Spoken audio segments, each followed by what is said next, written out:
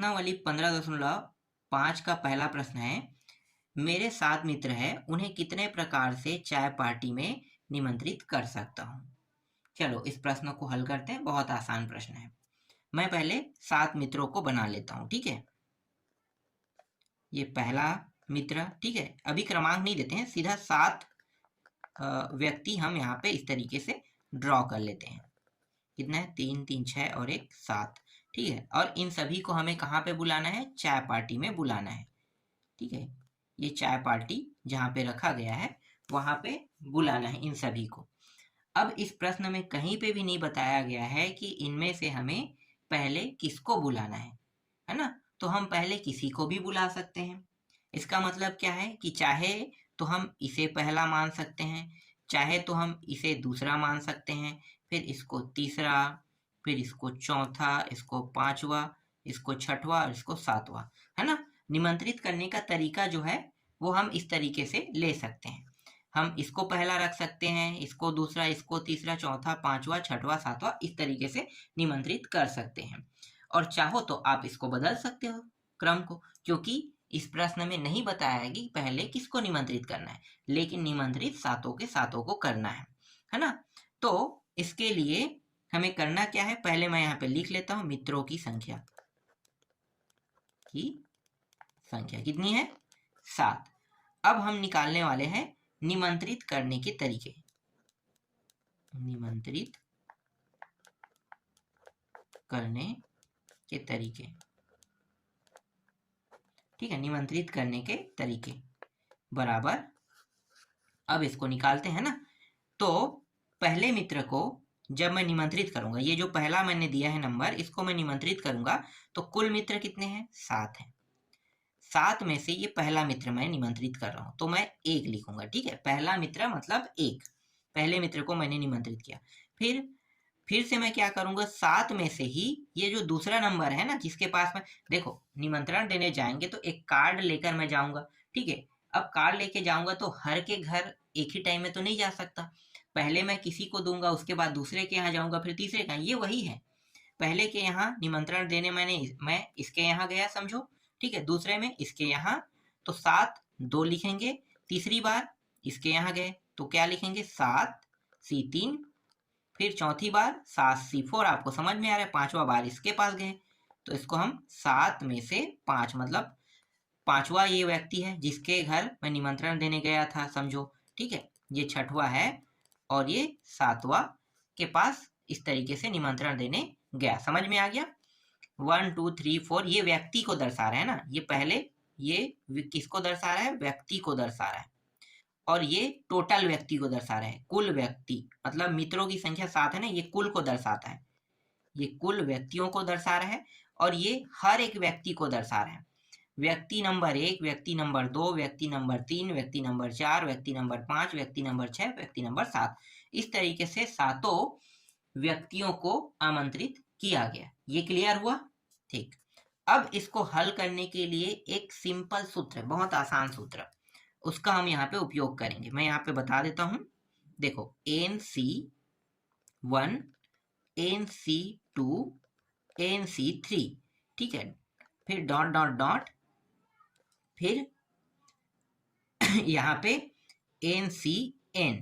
अगर इस तरीके से दिया है ना तो हमें उपयोग क्या करना है? 2N - 1 का उपयोग करना है। इसका देख लो, वो यहाँ पे 1 है, N का मान तो देखो सब में 7 है, मतलब सब में 7 दिया है ना, ऊपर तो सब में क्या है? 7 दिया हुआ है। अब यहाँ पे देखो 7 7, मतलब N को हमने क्या माना था? अगर ध्यान दो तो 7 को ही हम N माने, तो N और N, ये N आ गए इस तरीके, तब हम इस सूत्र का उपयोग करेंगे।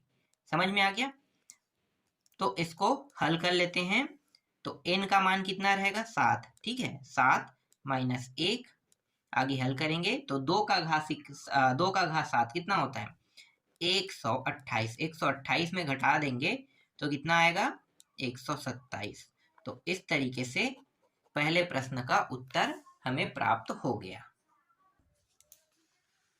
देखो दूसरा प्रश्न, यदि एक व्यक्ति के पास 100, 20, 10, 5, 2 और 1 रुपये के हर मान का एक नोट हो तो वह उनसे कितने तरह का भुगतान कर सकता है। एक व्यक्ति बना लेते हैं, ठीक है। इस व्यक्ति के पास 100 रुपया भी है ना। इस व्यक्ति के पास 100 रुपया है, 20 रुपये है, 10 रुपया भी इस व्यक्ति के पास है। इसके अलावा इसके पास 5 रुपये भी है, 2 रुपये और 1 रुपया।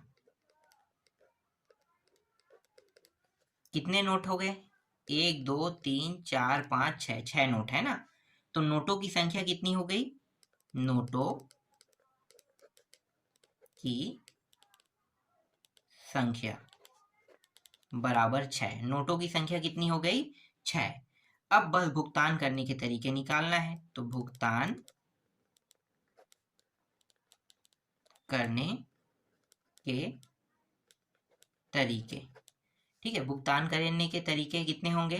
तो अब आपको पता चल गया होगा, ठीक है। पहले हम इनमें से किसी को भी पहले दे सकते हैं। चाहे हम चाहे तो 1 रुपया को पहला कह सकते हैं, 2 को, 3, 5 को, 10 को, 20 को, 100 को, किसी को भी हम पहला ले सकते हैं। और कुल नोटों की संख्या कितनी? 6।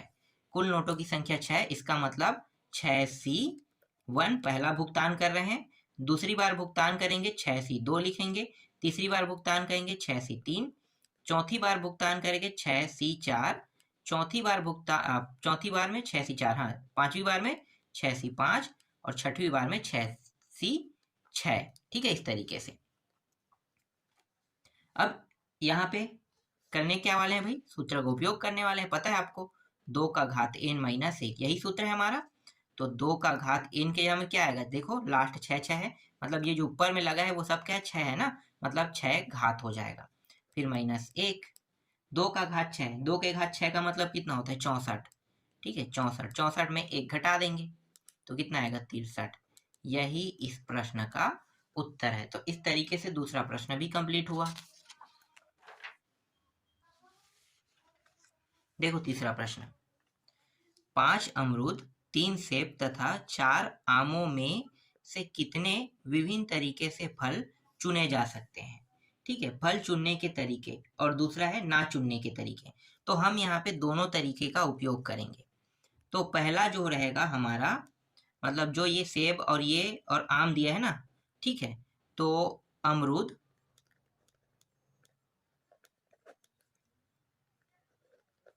चुनने के तरीके, ठीक है। अमरूद चुनने के तरीके।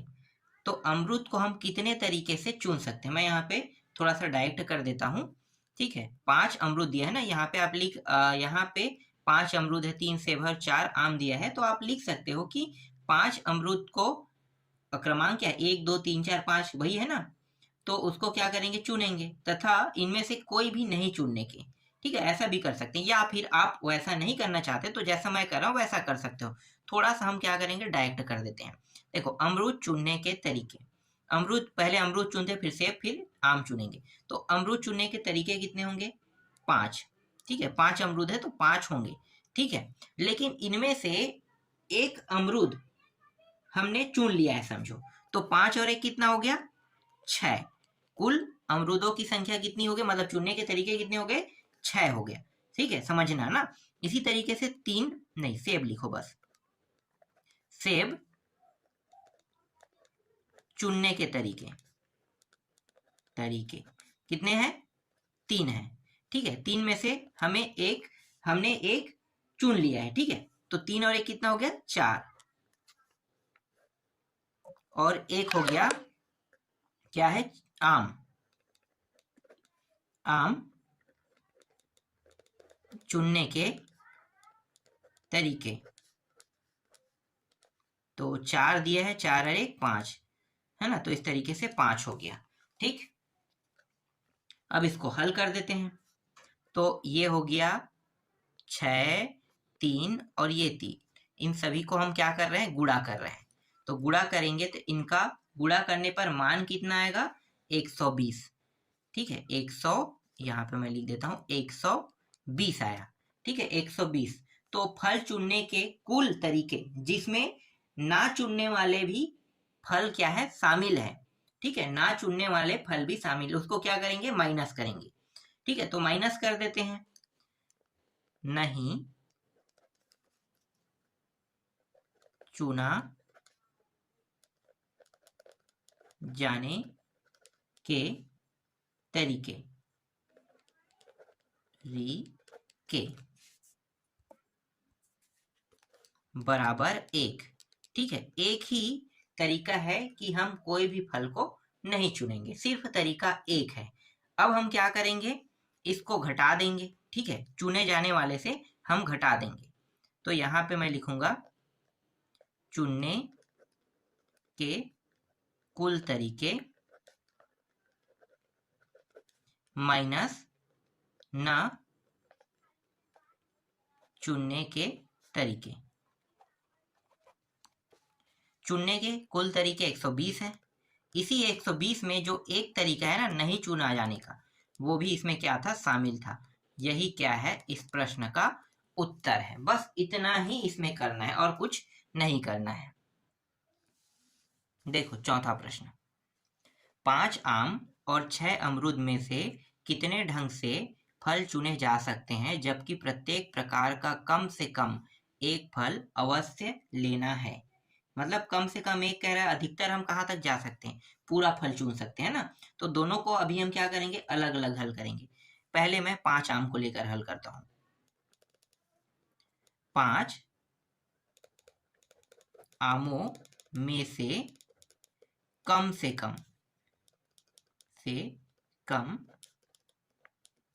एक आम चुनने के तरीके,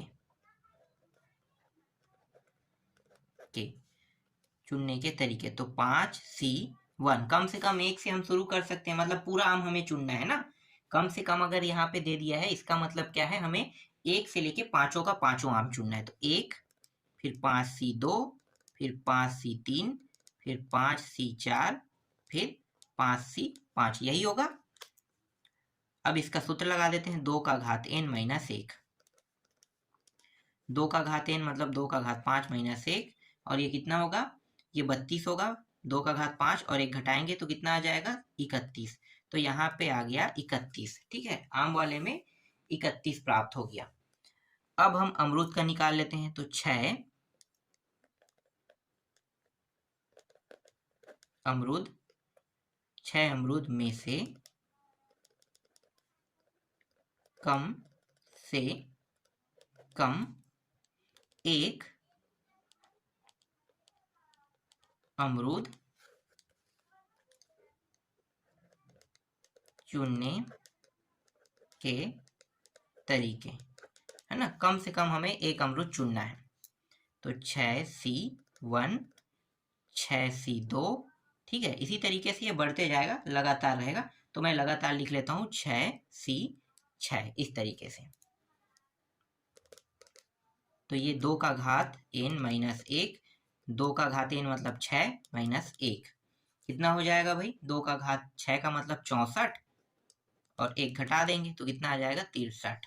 ठीक है, अभी भी ये पूरा हल नहीं हुआ है। अब क्या करेंगे, अब अभिष्ट तरीके निकाल लेते हैं। अभिष्ट तरीके, ठीक है। ये जो 31 है और ये जो 63 है, इनको क्या करेंगे, गुणा कर देंगे। तो 31 गुणित 63, जब हम 31 गुणित 63 करेंगे तो इनका जो गुणा करने पे जो मान आ रहा है, ये आ रहा है 1953 आ रहा है। 1953 इस प्रश्न का उत्तर है। तो इस तरीके से आपका चौथा प्रश्न भी कंप्लीट हो गया। चलो अब हम लोग अगला प्रश्न देखने वाले हैं। देखो पांचवा प्रश्न, 7 टाइयों में से 2 या इससे अधिक टाइयां कितने प्रकार से चुनी जा सकती है। ठीक है, टाइयों की संख्या कितनी है, 7। अगर मैं सातों में से सातों को पहले चुन लेता हूं तो इसका मतलब क्या है, इसका मतलब ये है कि जो 7 टाइये दिए हैं ना, तो 7C1 लिखेंगे, फिर 7C2, फिर 7C3, फिर इसी तरीके से आगे बढ़ते बढ़ते 7 टाई है मतलब 7C7 तक के जाएगा। ठीक है, इस तरीके से। सूत्र क्या है? सूत्र है 2 का घात n माइनस 1, यही है बिल्कुल। तो 2 का घात 7 माइनस 1, 2 का घात 7 कितना होता है? 2 के घात 7 मतलब 128 है ना। तो ये 128 में 1 घटाएंगे तो कितना आ जाएगा? ये आ जाएगा 127 आ जाएगा, ठीक है। लेकिन इस प्रश्न में कहा क्या गया है, पहले आप उसे ध्यान देते हैं ना। पहले प्रश्न में कहा क्या गया है उनको अब जान लेते हैं। इतना हमने हल कर दिया, यहाँ तक के आ गया, ठीक है। लेकिन ये हमारा फाइनल उत्तर नहीं है। प्रश्न एक बार फिर से पढ़ें। देखो, 7 टाइयों में से 2 या इससे अधिक, मतलब पहले वाले को हमें क्या करना है? छोड़ देना है। हमें 2 से शुरू करना है, मतलब यहाँ से लेके यहाँ तक के ही हमें लेना है, एक हमें लेना ही नहीं है। ये जो पहला नंबर का जो टाई है ना, उस टाई को हमें लेना ही नहीं है। हमें दूसरे टाई मतलब 2 या इससे अधिक, मतलब दूसरा 2 या अधिक के टाइयों को हमें चुनना है। तो हम क्या करेंगे? 7C1 को हम छोड़ देंगे। तब हम ऐसी स्थिति में करने क्या वाले हैं? ये जो 127 है ना, इसमें ये पहले वाले को घटाएंगे, मतलब क्या है? 7 टाई को हम 7 तरीकों से चुन सकते हैं, पता है ना। 7 टाई को 7 तरीकों से चुन सकते हैं। तो उसी 7 को हमें क्या करना है? घटा देना है। घटा दो तो कितना आ जाएगा? 7 में से 7 घटाएंगे तो 120। यही इस प्रश्न का उत्तर है, ठीक है। 5वें प्रश्न का उत्तर क्या होगा? 120 होगा। देखो 6वां प्रश्न। किसी चुनाव में 6 उम्मीदवारों में से 5 व्यक्तियों का चयन करना है। कोई मतदाता अधिक से अधिक उतने ही मत दे सकता है जितने व्यक्तियों को चुना जाना है। एक मतदाता कितने प्रकार से मतदान कर सकता है? कुल व्यक्तियों की संख्या कितनी है? मतलब उम्मीदवार, देखो कुल व्यक्तियों की संख्या तो इस प्रश्न में 5 है ना, और एक मिनट, यहाँ पे क्या है? कुल उम्मीदवार है ना, कुल उम्मीदवार कितने हैं? 6 है, 6 है। और इस 6 उम्मीदवारों में से सिर्फ हमें 5 उम्मीदवार या 5 व्यक्ति को क्या करना है? चुनना है। तो समझो कि कुल जो उम्मीदवार है 6 है, मतलब 6 उम्मीदवार है।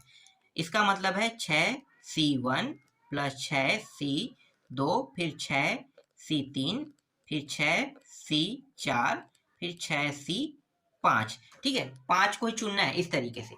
लेकिन यहाँ पे हमारा प्रश्न अगर 6C5 में रुक जाएंगे तो हल नहीं होगा। हल कब होगा? जब 6 और 6 बराबर होगा, है ना। तब हम क्या करेंगे? ऐसी परिस्थिति में 6C6 को लेंगे। लेकिन हमें सिर्फ इतने को ही चुनना है, याद रखना। हमें सिर्फ 1 से लेके 5 तक के ही चुनना है, 6 उम्मीदवारों को नहीं लेना है। तो इस 6वें को हम क्या करेंगे? बाद में हटा देंगे, ठीक है। इस 6वें को हम क्या करेंगे? बाद में हटा देंगे। तो अभी हम 6 को लेकर हल करते हैं। तो जो सूत्र है 2 का घात n माइनस 1, तो 2 का घात 6 माइनस 1 कितना होगा भाई? 2 का घात 6 मतलब 64, है ना। 64 और ये माइनस 1 तो कितना हो गया? 63 हो गया, ठीक है। और ये 6C6 का मतलब कितना होता है? 6C6 कितना होगा भाई? 6C6 का मतलब 6C6 का मतलब होता है 1, पता है ना। अगर दोनों बराबर हो तो 1 होता है। तो ऐसी स्थिति में क्या करेंगे? ये जो 63 प्राप्त हुआ है, इस 63 में इस 6C6 को हम क्या करेंगे? घटाएंगे। इसका मतलब क्या है? 63 माइनस 1, तो ये हो जाएगा 62। यही क्या है? इस प्रश्न का उत्तर है, ठीक है। आपको ये समझ में आ रहा है ना? चलो अंतिम प्रश्न बचा है, उनको भी अब देख लेते हैं। देखो 7वां प्रश्न। 256 के कुल गुणनखंडों की संख्या ज्ञात कीजिए। बहुत आसान है यार, 256 के गुणनखंड निकालना। 2, 5, 6 इस तरीके से गुणनखंड निकाला जाता है, आपको पता होगा, है ना। सबसे पहले हम 2 से करेंगे, तो 2 एकम 2 दूनी, 1 हासिल यहाँ पे गया। भाग दे रहे हैं ना, आपको पता है ना भाग देना। और ये जो उत्तर आ रहा है नीचे में ना, ये पूरा भागफल है समझो, ठीक है। पूरा का पूरा भागफल है। तो 2 के पहाड़ा से 1 बार गया, फिर 2 के पहाड़ा से 5 2 बार गया, 1 शेष बचेगा, यहाँ पे आ जाएगा, 16 बन गया। तो ये 2 8 16, फिर 2 से करेंगे तो 2 छक्के 12, 2 चौके, फिर 2 से करते हैं तो 2 तिया 2 दूनी, फिर 2 से जा रहा है, 2 एकम 2 छक्के 12, फिर 2 से जाएगा, तो ये हो जाएगा 2 1 मिनट, 2 अट्ठे 16, ठीक है 2 हो गया, फिर 2 से 2 चौके, फिर 2 से 2 दूनी, फिर 2 से 2 एकम। इस तरीके से 256 का गुणनखंड कितना प्राप्त हो, 1 2 3 4 5 6 7 8, 2 गुणित 2, फिर 2 गुणित 2, फिर 2 गुणित 2, फिर 2 गुणित 2, कितना हो गया देख लो, 4 जोड़ा प्राप्त हो रहा है, यहाँ भी 3 4, तो ये देखो 4 जोड़ा प्राप्त हुआ है। इसका मतलब क्या है, कितने बार है, 1 2 3 4 5 6 7 8, है ना, तो 2 का 8 घात। तो हम इसे इस तरीके से लिख सकते हैं, 2 का 8 घात।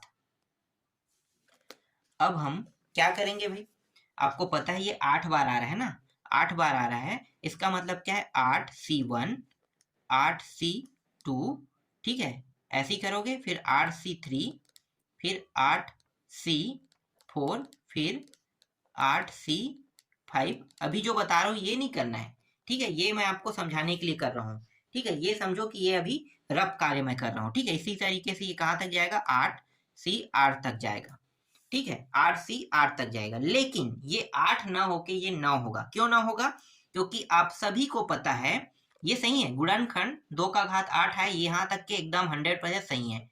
लेकिन हमारा जो प्रश्न है वो क्या है भाई, संचय से संबंधित है ना, तो संचय वाले में एक तरीका हम उपयोग करते हैं हमेशा, एक अंक जो है वो एक हमेशा निर्धारित होता है, हमेशा क्या निर्धारित होता है, एक निर्धारित होता ही होता है ना, तो हम उस एक को भी इसमें ऐड करेंगे, ठीक। तो जैसे कि आपको पता है कि इसका मान कितना होता है, 1 होता है, तो अगर हम इसी को 1 रख देंगे, किसको, 8 को ही अगर हम 1 रख देंगे, तो कुल मान कितना हो जाएगा, 7 हो जाएगा। ध्यान देना, कुल मान ये कितना हो जाएगा, ये 7 हो जाएगा, 7 हो जाएगा ना, 1 छूट जाएगा। तब हम ऐसी परिस्थिति में क्या करेंगे, ये जो +1 है इसको हम ये जो घात 8 आया इसके साथ जोड़ेंगे। तो यहां पे मैं क्या करूंगा, घात 1 मिनट, घात 8 + 1 कितना हो जाएगा, ये 9 हो जाएगा, ठीक है, 9 हो गया, ठीक। अब इसे मैं कैसे लिख सकता हूं, 9C1। अब हम ओरिजिनल ये लिख रहे हैं, ये मैंने आपको समझाने के लिए बताया।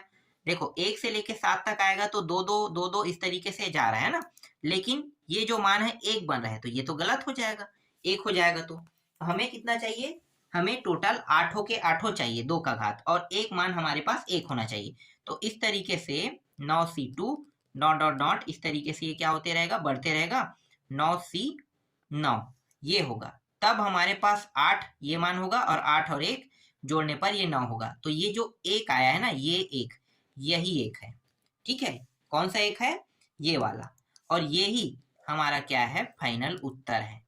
तो इस तरीके से ये अध्याय और प्रश्नावली दोनों कंप्लीट हुआ।